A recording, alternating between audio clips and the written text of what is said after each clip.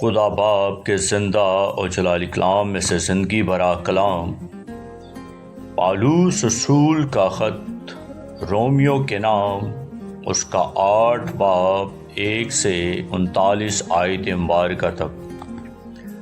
پس اب جو مسیح یسوع میں ہیں ان پر سزا کا حکم نہیں، کیونکہ زندگی کے روح کی شریعت نے مسیح یسوع میں مجھے گناہ اور موت کی شریعت سے آزاد کر دیا۔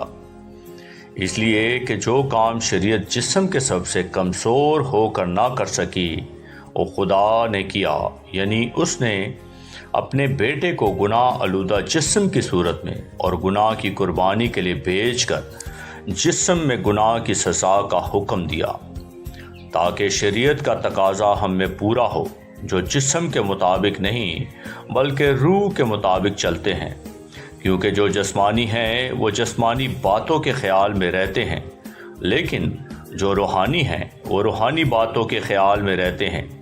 اور جسمانی نیت موت ہے، مگر روحانی نیت زندگی اور اطمینان ہے۔ اس لیے کہ جسمانی نیت خدا کی دشمنی ہے، کیونکہ نہ تو خدا کی شریعت کے تابع ہے نہ ہو سکتی ہے، اور جو جسمانی ہیں وہ خدا کو خوش نہیں کر سکتے۔ لیکن تم جو جسمانی نہیں بلکہ روحانی ہو، بشرطے خدا کا روح تم میں بسا ہوا ہے، مگر جس میں مسیح کا روح نہیں وہ اس کا نہیں۔ اور اگر مسیح تم میں ہے تو بدن تو گناہ کے سبب سے مردہ ہے، مگر روح راست بازی کے سبب سے زندہ ہے۔ اور اگر اسی کا روح تم میں بسا ہوا ہے جس نے یسوع کو مردوں میں سے جلایا، تو جس نے مسیح یسوع کو مردوں میں سے جلایا وہ تمہارے فانی بدنوں کو بھی اپنے اس روح کے وسیلہ سے زندہ کرے گا جو تم میں بسا ہوا ہے۔ پس اے بھائیو، ہم قرضدار تو ہیں مگر جسم کے نہیں، کہ جسم کے مطابق زندگی گزاریں، کیونکہ اگر تم جسم کے مطابق زندگی گزارو گے تو ضرور مرو گے، اور روح سے بدن کے کاموں کو نیست و نابود کرو گے تو تم جیتے رہو گے۔ اس لیے کہ جتنے خدا کے روح کی ہدایت سے چلتے ہیں وہی خدا کے بیٹے ہیں، کیونکہ تم کو غلامی کی روح نہیں ملی جس سے پھر ڈر پیدا ہو، بلکہ لے پالک ہونے کی روح ملی ہے، جس سے ہم ابا یعنی اے باپ کہہ کر پکارتے ہیں۔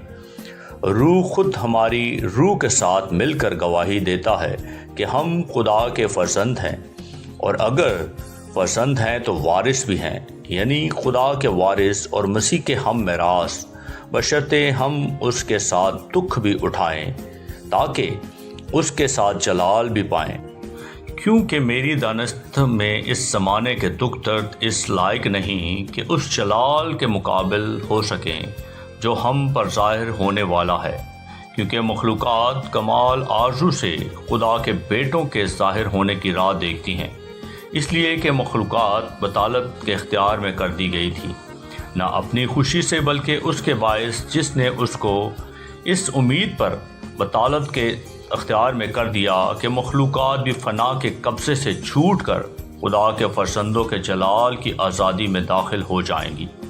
کیونکہ ہم کو معلوم ہے کہ ساری مخلوقات مل کر اب تک کراہتی ہیں اور درد زہ میں پڑی تڑپتی ہیں، ورنہ فقط وہی بلکہ ہم بھی جنہیں روح کے پہلے پھل ملے ہیں، آپ اپنے باطن میں کراتے اور لے پالک ہونے یعنی اپنے بدن کی مخلصی کی راہ دیکھتے ہیں۔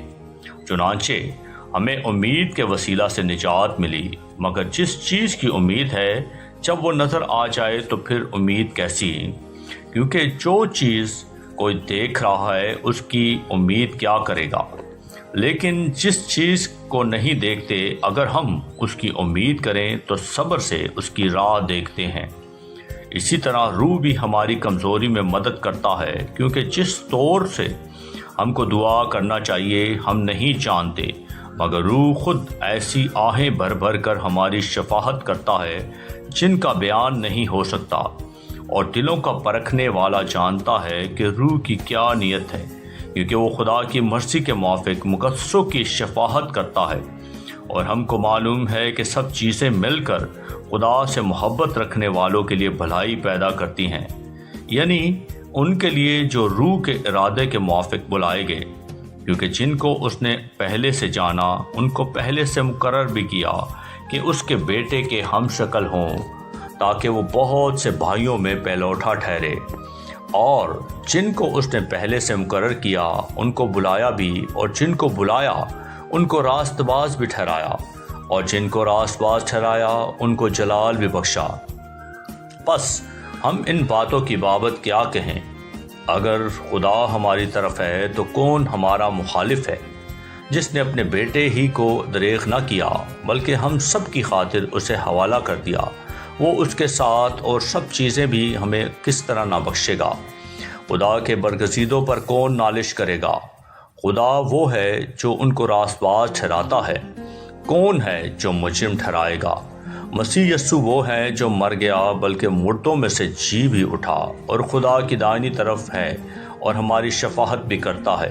کون ہم کو مسیح کی محبت سے جدا کرے گا؟ مصیبت یا تنگی یا ظلم یا کال یا ننگا پن یا خطرہ یا تلوار؟ چنانچہ لکھا ہے کہ ہم تیری خاطر دن بھر جان سے مارے جاتے ہیں، ہم تو ذبح ہونے والی بھیڑوں کے برابر گنے گئے۔